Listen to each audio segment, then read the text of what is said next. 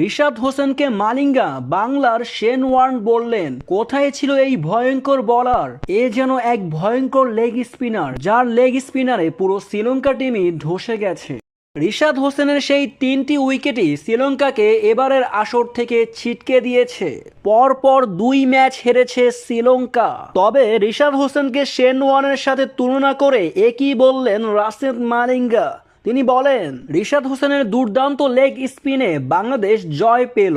100 রানে 4 উইকেট থাকা শ্রীলঙ্কা এক ঘূর্ণিঝড়ের কবলে পড়ে 123 রানে 9 উইকেট হারিয়ে ফেলে। যেখানে রিশাদ হোসেনের হাতে শিকার হয়েছেন হাসালাঙ্কার মতো ব্যাটসম্যানরা, শিকার হয়েছেন আসালাঙ্কা। শ্রীলঙ্কার দলের গুরুত্বপূর্ণ ব্যাটসম্যানদের আউট করেছেন রিশাদ হোসেন। ম্যাচের টার্নিং পয়েন্ট ঘুরিয়ে দিয়েছেন রিশাদ, যেখানে শ্রীলঙ্কার হাসালাঙ্কা প্রথম বলেই আউট হয়ে যান। তবে এবার রিশাদ হোসেনের বোলিংয়ে মুগ্ধ হয়েছেন রাশেদ মালিঙ্গা। রাশেদ মালিঙ্গার মুখে রিশাদ হোসেন বাংলাদেশের সবচেয়ে ভালো লেগ স্পিনার, এমন লেগ স্পিনার বাংলাদেশে আছে এটা জানতেনই না মালিঙ্গা।